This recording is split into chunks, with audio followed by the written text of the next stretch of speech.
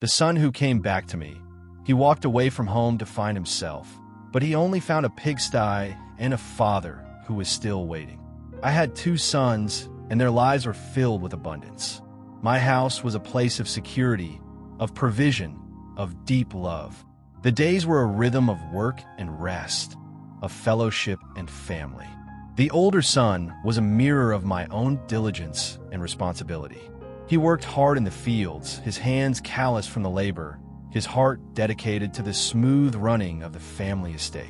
He was a good son, and he was always with me. He knew the rhythms of the house, the generosity of the fields, and the security of a father's love. His life was a testament to his loyalty and his steady hand. The younger son, however, had a different heart.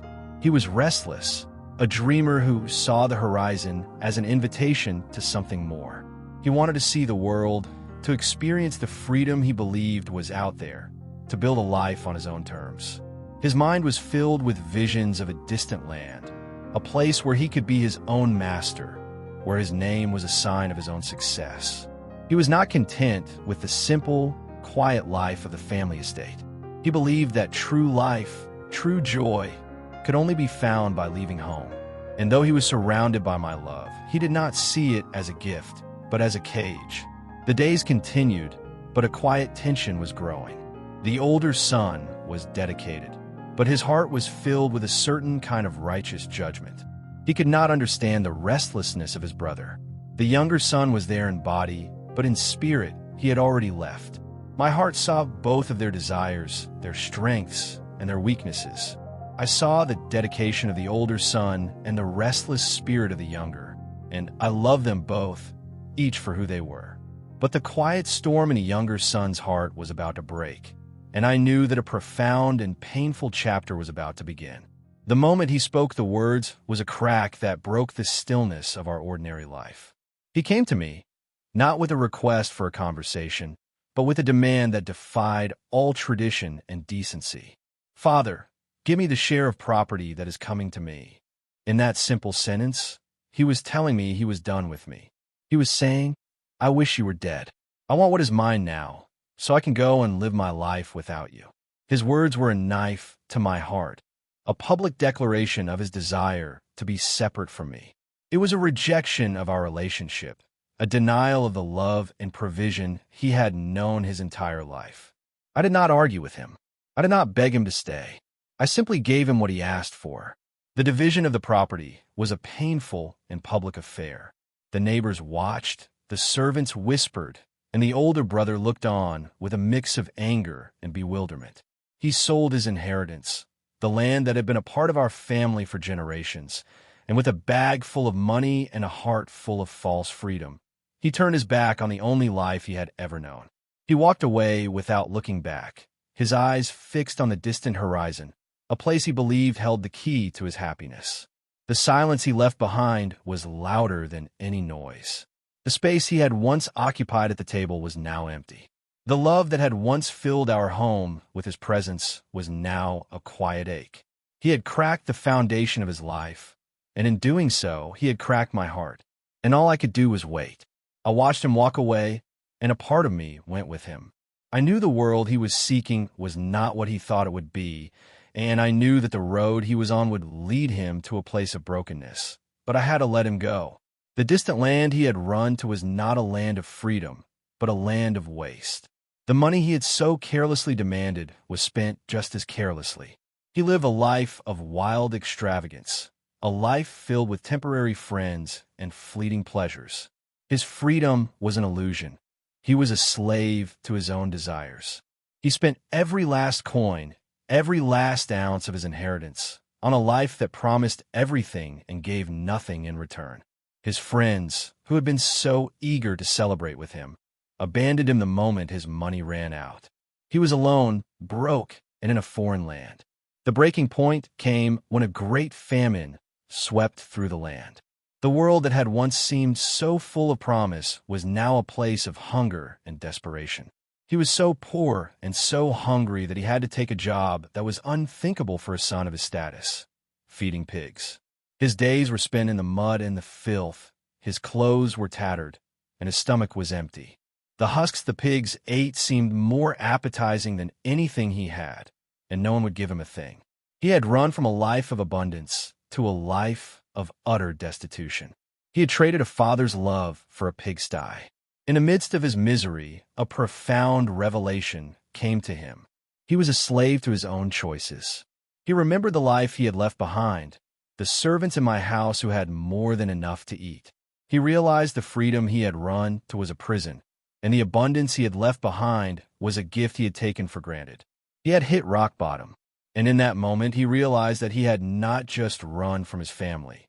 He had run from himself. The life he had so eagerly sought had left him empty, alone, and broken. He had to make a choice: die in a pigsty or return to a father he had so deeply offended.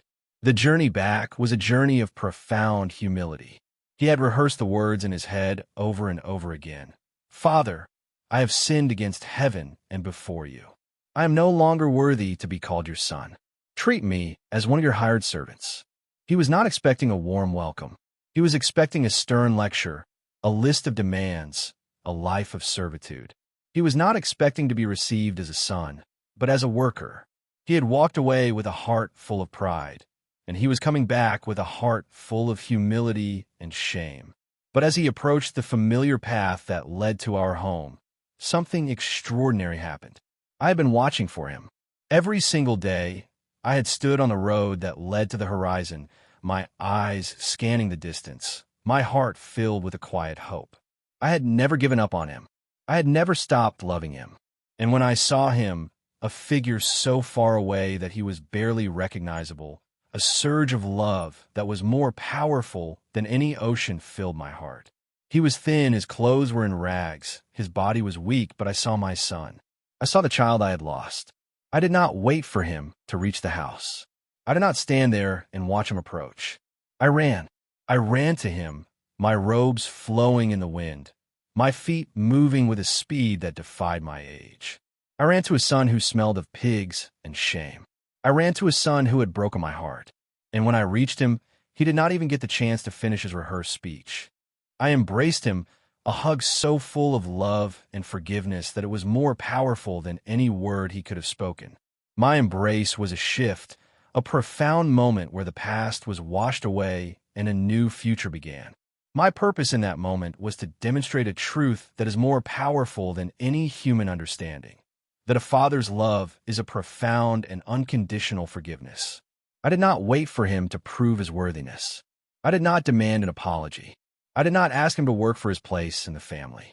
I simply loved him. I showed him that the love of a father is not based on the righteousness of his son, but on the unshakable bond that we share. I called for a feast, for a celebration, for the best robe, for the ring of authority, for new shoes. The feast was a symbol of his restoration. The robe was a symbol of his dignity. The ring was a symbol of his authority. The shoes were a symbol of his sonship. I was not just welcoming a lost son home. I was restoring him to his rightful place in the family. The older brother, who had worked so hard, was angry. He could not understand why I would celebrate the return of a son who had squandered his inheritance. He saw a sinner who deserved a punishment, but I saw a son who had been lost and was now found. The feast was not just for the younger son. It was a lesson for the older son as well. I had to go out and plead with him to join the celebration. I reminded him that everything I had was his, but that the love for a lost brother was a cause for joy, not for anger.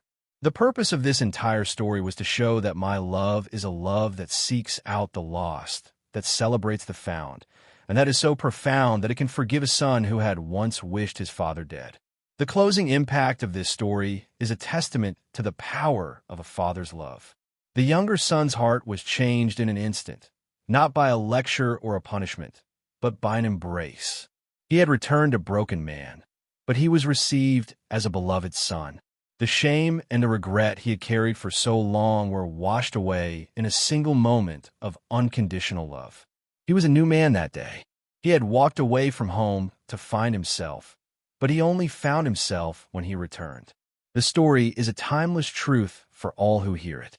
It is a reminder that no matter how far we have strayed, no matter how much we have wasted, no matter how broken we feel, There's a father who is always waiting. He is watching the horizon, his heart filled with hope, his arms ready to embrace us. He is not looking for a perfect son. He is looking for a lost one. He is not looking for our righteousness. He is looking for our return. My love is a love that can restore a life that has been completely squandered. It is a love that can forgive a heart that has been filled with pride and rebellion. It is a love that is so profound that it can make us whole again. The story is a message for all who feel lost. You are not forgotten. You are not alone. And there is a Father who is waiting for you to come home. All you have to do is take that first step, and He will run the rest of the way to meet you. I see you. I see the loneliness you've carried on your journey, the quiet emptiness that followed you even in your moments of supposed triumph. The world promised you freedom and a feast, but all it left you with was a hollow heart and the husks of what you once believed in. I know the shame you feel, the regret that whispers you've gone too far, that you've wasted everything. But I want you to know, in this moment, that my love is not a reward for your perfection. It is a gift for your brokenness. I know you've been rehearsing the words you think you need to say to come back. You've prepared a speech about your unworthiness, a plea to be treated as a servant. But the truth is, I haven't been waiting for your apology. I've been watching for your return. I haven't been waiting for you to get cleaned up. I've been waiting for you to simply turn your face towards home. Your return is the only thing that matters, and your heart is the only prize I seek. The distance between us is not defined by the miles you've traveled, but by the walls you've built. I am closer than you think, and my arms are already reaching out to you. I will not stand at a distance, waiting for you to prove yourself worthy. I will run to you, my robes flowing in the wind, to embrace you in the middle of your shame. I will not just forgive you, I will celebrate you. Your past is not a punishment for your future. It is a testament to the power of my grace. Do not let the judgments of others keep you from my love. They may see a sinner, a man who wasted everything, but I see a son who was lost and is now found. They may see your filth and your regret, but I see your return. I have a feast prepared for you, a ring of authority to place on your finger, a new robe to cover your shame, and shoes to put on your feet, so you will no longer have to walk the road as a servant. So come home. Stop running. Stop trying to fix yourself, and simply come as you are. The feast has been prepared, the music is playing, and your place at the table is empty, waiting for you. My love is an open door, a warm embrace, and a promise that no matter how far you've gone, you can always come back to me. There is no judgment here, only a Father who has been waiting for you to return. If my love and these words have resonated with your heart, know that this is just the beginning. I've prepared a new journey for you, and I invite you to take these next 3 steps with me. First, step into your purpose. Do not keep this message to yourself. Your story, your faith, is the greatest miracle I can show the world. Share this video with a friend, a family member, or a stranger who needs to be reminded that they're not alone. Your voice can be the echo of my voice, reaching a soul that feels unseen. Second, join this family. My kingdom is a community, and I want you to be a part of it. Subscribe to this channel and activate the notification bell. By doing this, you're not just getting new video, you're answering my call to a deeper relationship. Each new story is a new encounter I have prepared for you, a new step on the path of your destiny. Finally, let your faith be seen. The world needs to hear from you. In the comments below, share your story. How has my love changed your life? Your testimony is a powerful beacon of hope that can move mountains and silence the voice of doubt in others. When you speak, you give me the opportunity to work through you. Your voice, united with mine, can change the world. I am here, waiting for you to step forward.